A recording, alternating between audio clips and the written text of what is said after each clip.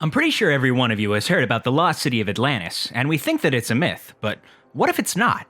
What if it's like the Skrulls walking among us all along? Well, you must be thinking that I'm crazy. Well, I'm not, but it's more than a city.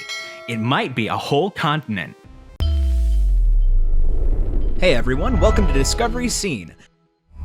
In 1642, Abel Tasman went on a mission. The seasoned Dutch sailor was determined to locate the vast continent he believed to exist in the southern hemisphere.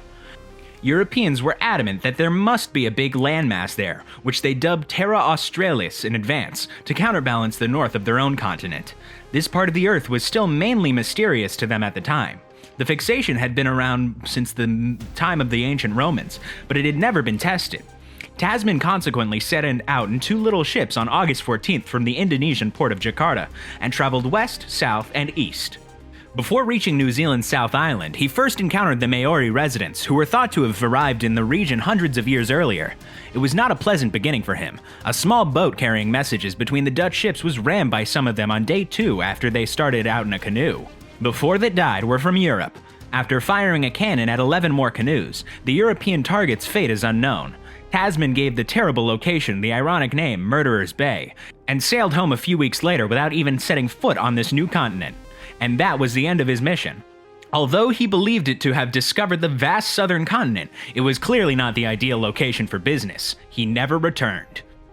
By this time, Australia had already been found, but the Europeans didn't think that it was the mythical land they were hunting for. It was later given the name Terra Australis after they changed their minds. Tasman was unaware that he had been right all along. A continent was missing. Geologists made news when they announced the discovery of New Zealand. It covers 1.89 million square miles, or about 6 times the area of Madagascar. Although encyclopedias, maps, and search engines had long maintained that there are only 7 continents, the team announced boldly that there are more than 7. However, as we can now see, there are actually 8 of them, and the most recent one is the smallest, thinnest, and youngest creature ever, breaking every record in existence.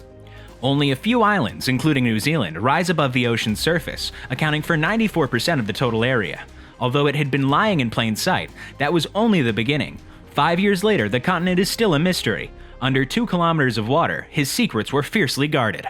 When the continent was finally made known to the world, one of the largest maritime domains in history was released. Lord Howe Island and Ball's Pyramid, 2 minor Australian territories, as well as the island of New Caledonia, are included on the continent in addition to New Zealand. A colony of France renowned for its magnificent legumes. The latter appeared to be no bigger than a canoe, according to an 18th century explorer. Gondwana, a supercontinent that originally encompassed the whole southern hemisphere and originated about 550 million years ago, once included New Zealand. It was tucked away in the eastern edge, bordering several other nations, covering all of eastern Australia and the western portion of Antarctica. Then, researchers say, about 105 million years ago, New Zealand started to be torn apart by a process that we still don't fully comprehend. Continental crust is frequently around 40 kilometers deep, in contrast to oceanic crust, which is about 10 kilometers deep. The Zealandia was so stretched by the stress that its crust is now only 20 kilometers thick. Though not quite at the level of usual oceanic crust, the paper-thin continent gradually sank beyond the surface of the water. Despite being small and underwater, geologists nonetheless classify Zealandia as a continent because of the potential presence of certain types of rocks. Common examples of igneous, metamorphic, and sedimentary rocks found in the continental crust include granite, schist, and limestone. On the other hand, basalt is more typically discovered on the sea floor. Although there are still many unknowns, geologists find the 8th continent to be particularly fascinating and puzzling because of its unusual origins. For instance, it is still unknown how the incredibly thin country of New Zealand was able to maintain its integrity and prevent fragmenting into numerous tiny microcontinents.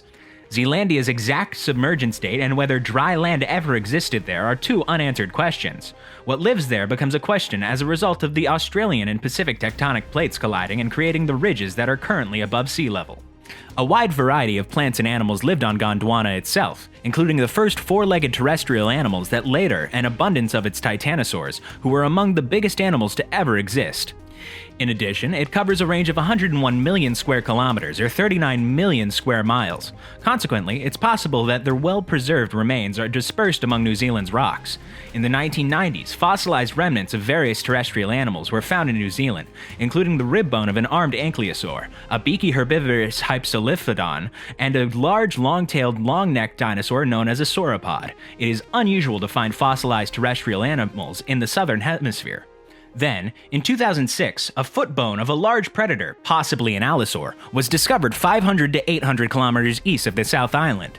It is significant to note that all of the fossils were formed after Zealandia split from Gondwana.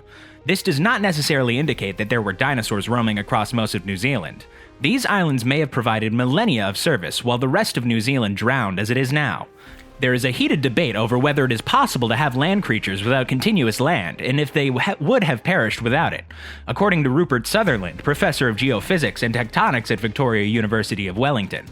One of New Zealand's oddest and most adored residents, the kiwi, is a clumsy flightless bird with whiskers and feathers that mimic hair, adding intricacy to the plot. Oddly, the moa, which belonged to the same group, as retired and lived in the same island until it went extinct 500 years ago, is not regarded to be its closest relative. Instead, experts think that the even larger elephant bird, which prowled Madagascar's wood until 800 years ago, is its closest relative. As a result of the discovery, scientists now believe that both birds are descended from a single ancestor that lived on Gondwana.